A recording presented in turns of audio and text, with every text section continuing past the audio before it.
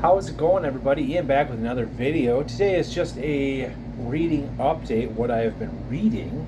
So let's get right into it. I listened to two audiobooks in the past few weeks. They are the Vince Flynn Mitch Rapp novels, Consent to Kill and Act of Treason.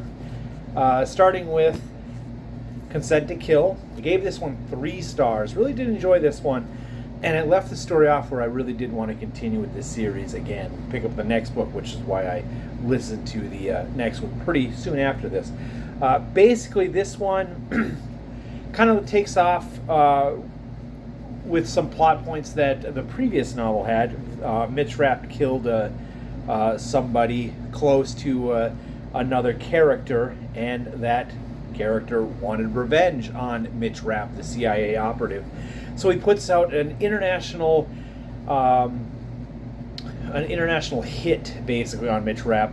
So you got all these hitmen coming out of the woodwork to kill Rapp, and that's just kind of where that story takes off, and it's pretty dang good. The last 30 pages are amazing.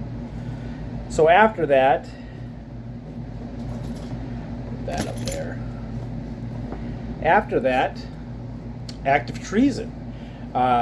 This one, not a huge follow-up to that book, but basically this one takes place where it's a political season. It's what do they call it? I just had a brain fart. It's election day. It's an election year, I should say. Oh, that's what they call it, election year.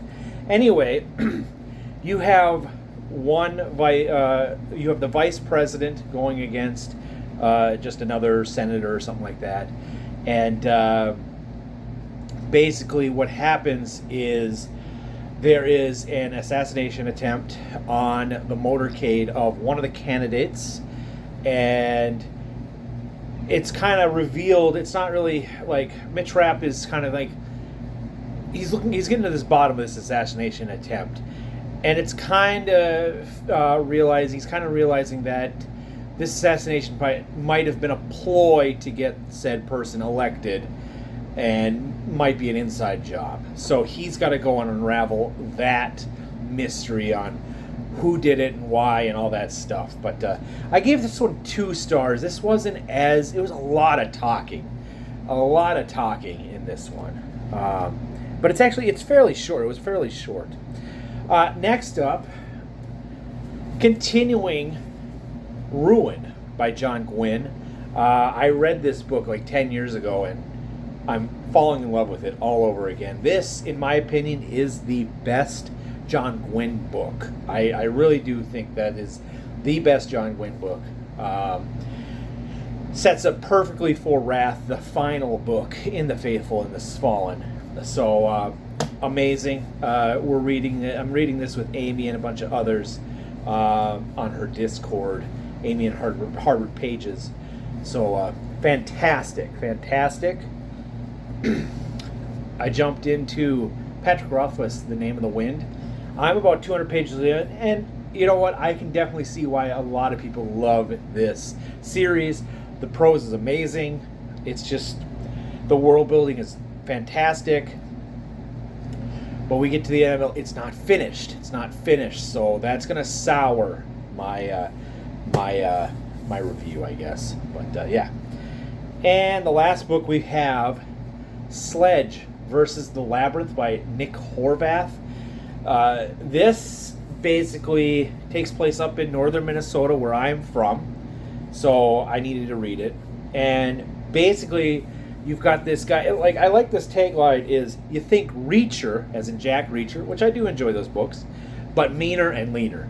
If you thought Jack Reacher was too soft, read Sledge, which Jack Reacher is definitely not soft. But I'm really enjoying this. Basically, this one is this guy named Sledge, mysterious guy named Sledge. His ex-girlfriend or girlfriend comes up to his cabin up in northern Minnesota, and basically some people are trying to kill her. And he solves these issues with a giant sledgehammer. That's why it's called Sledge. He carries that around and wields it like Excalibur and cracks some skulls and breaks some knees and stuff like that. But anyway, he has to basically infiltrate this internet hitman society called the Labyrinth. And yeah, he's just cracking skulls and taking names and working his way down to the final piece of that labyrinth. But yeah, Nick Horvath, Sledge versus the Labyrinth. That's all I've got, everybody. Take care.